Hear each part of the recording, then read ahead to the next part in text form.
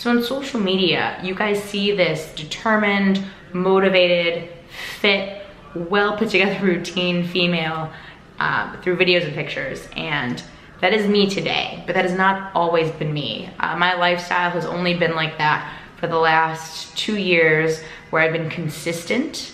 Everything that I've done is a habit, and that's because I had to start somewhere, and I didn't just start prepping and working out and knowing what I was doing from day one. So I had to teach myself everything that I do and stick with it, which is the hard part. But once you start that habit, it's easy. And I know everyone says like, oh, well, I don't have enough time, or you know, I get life gets in the way, but if you gotta wake up at 5 o'clock to be in the gym at 5:30, to be to work at 6:30, then you have to do it. You know, I always say get it done first, because life does affect us. Our environment, we can't always control. So if you get it first thing done in the morning, or the first moment that you have available, then you don't have to worry about the rest of the day. You don't have to stress about it the rest of the day. And that was the first thing that I did, was just made sure I got that workout early in the morning. I was in work by 7:30, and then I worked the rest of my 2 jobs and got a little sleep and was back in the gym at 5:30 again. So that works for me. And I've been going over my transition into keto for the last 4 weeks. I've been posting my progress pictures on my social media, but I never really explained why I chose keto, or why I decided that this diet was for my lifestyle. I think we all choose to diet, but some of us don't stick to it. Sometimes it's not sustainable. Sometimes we just completely don't enjoy it at all, which is probably the worst part. And it's the keto lifestyle for me is something that I do enjoy. And then not only do I enjoy it, but I see results. And not just to lose a couple pounds and then I go back to whatever the habits were that got me to the weight gain, or got me to the place that I didn't want to be any longer. So why did I choose keto? Years ago in high school, I was the athlete. I wasn't overweight. I can eat everything and anything and overeat, and it never affected me because I was in so many sports and I was so active. Eventually, being an adult, stress took over. 3 jobs took over. Being less active, less sleep. So my environment started changing, my activity started changing, my habits started changing, and unfortunately, taking care of myself became less of a priority. And I think that's what happens with a lot of us, is we see what we need to do immediately, and our body makes changes slowly to where we don't actually notice them until it's almost too late. And you know, one day I just physically saw my body in the mirror. I remember I was getting in the shower, and I wasn't disgusted with myself, but I was disappointed in the fact that I allowed myself to go from where I was as an athlete to not liking what I saw in the mirror. I didn't like my own reflection. So that was the point where I decided that I had to make some changes, and it started with just diet. I personally don't believe in just making so many changes at once that you're not going to stick to it.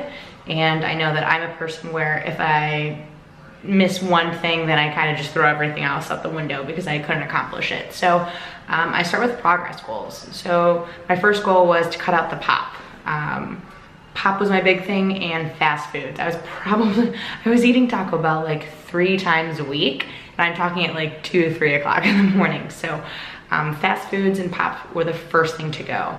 And then after that, I decided to take out the processed foods. So I tried to stick to as natural, as whole foods as I could, more towards like the paleo style, except where I worked, they did provide our meals for us, and sometimes they questioned even if the food was real.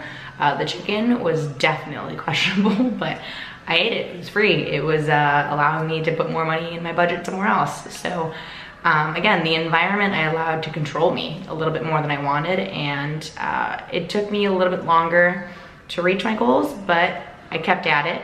And then once I decided to start changing those, I decided to start a gym, or to join a gym. And you know, I went to a few different ones that my friends went to who were already, you know, in a higher level of fitness than I was, and it's intimidating to walk into a gym and not knowing what you're doing, not knowing how to use the exercise machines or even where the locker rooms and the water fountain is, was absolutely intimidating for me, and it was kind of preventing me from wanting to continue to go back. I didn't have anyone really supporting me, so I began recruiting. I recruited a cousin, a sister, and then a friend from work. So we would encourage each other to go to work out together, and it kind of prevented me from skipping that day because someone was holding me accountable. So I went from, you know, being very, very inactive to at least 4 or 5 days a week. And then that's when I was introduced to social media. I started following people like Paige Hathaway and Michelle Lewin, and watching them and watching these strong women really motivated me to kind of start looking further into my workouts and educate myself. I remember Michelle Lewin posted, it was like a picture of like the 3 glute muscles and how to hit them. So I was like, perfect, I'll incorporate these into my workouts. And then she posted something about like what days she hits what muscle groups. So then I started kind of following that. So I use social media more for a resource to kind of feed me information, as well as YouTube. YouTube has fantastic videos available online. And then bodybuilding.com. They have an actual category where you go into their menu, you select training, and then you can select the target muscle groups, and then it gives you exercises. And if you don't know the exercise, there's videos, the tutorials. So you can pick the ones you like and skip over the ones you don't. So once I started kind of creating a plan, everything just fell into place. Okay, I'm excited. This is what I'm gonna hit. This is what I'm gonna do in the gym.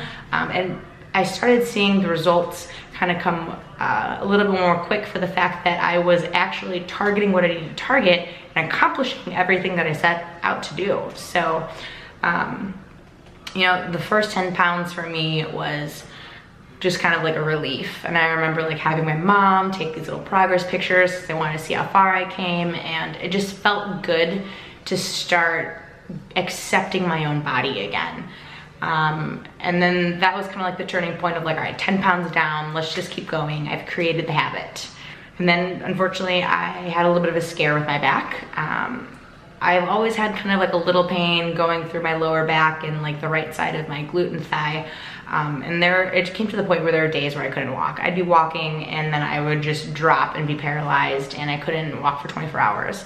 And it was awful. So I went to a chiropractor, and my spine looked as if I had scoliosis.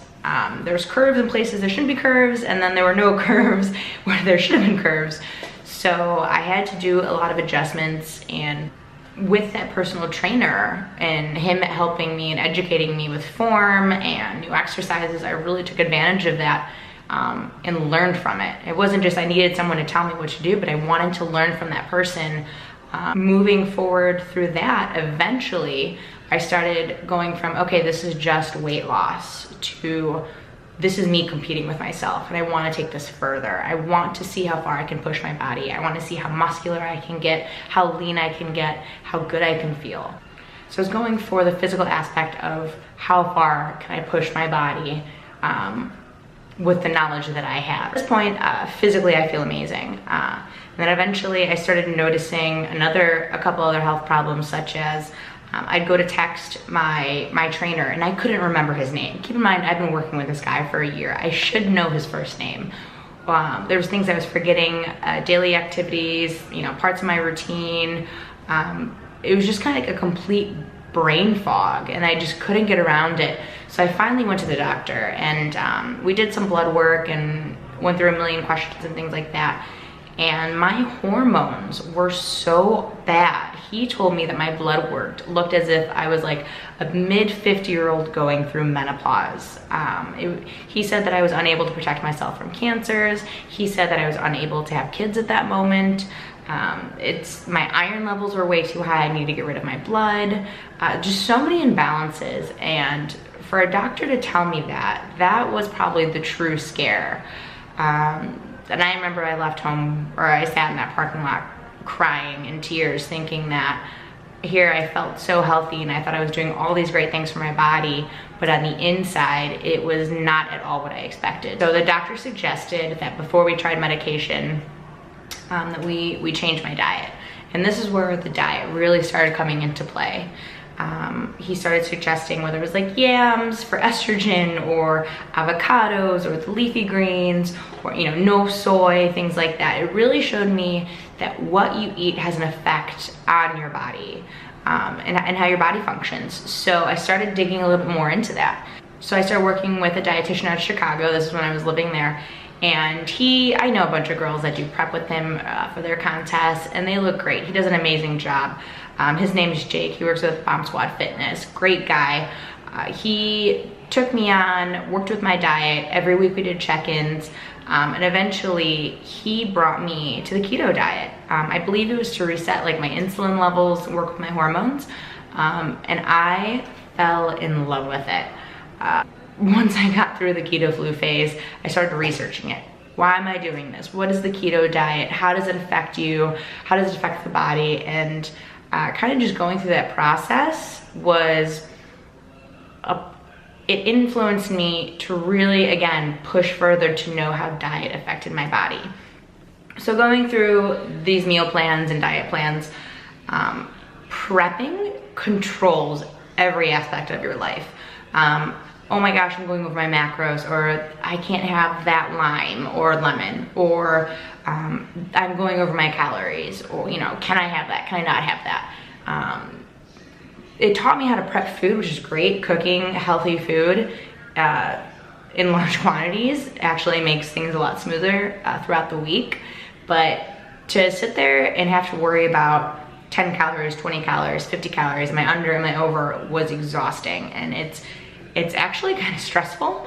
So I ended up doing about 5 months of dieting and prep through him, which I found amazing results. But at that point, I just didn't want to continue having to count calories and stress myself and live that kind of lifestyle. So I ended up leaving him on really good terms. He's, again, like I said, he's a great guy. And then I kind of just went back to like, I'm gonna stay keto and just enjoy it. And this is where it's pretty much led me today, is I can eat the ketogenic diet and not count my calories. I can eat when I'm hungry. I can skip breakfast if I feel like it because I'm not hungry. I'm not having these ups and downs or restrictions like the regular diets where calories, I'm not having these ups and downs like I would on the standard American diet. And this is where, you know, a carb isn't, or not a carb, but a calorie isn't the same on a ketogenic diet as it is on a carb diet. So carbs spike insulin, insulin stores fat. On the ketogenic diet, we're reducing those insulin spikes, so you can eat X amount of calories and it doesn't affect your body the way that it would with carbs.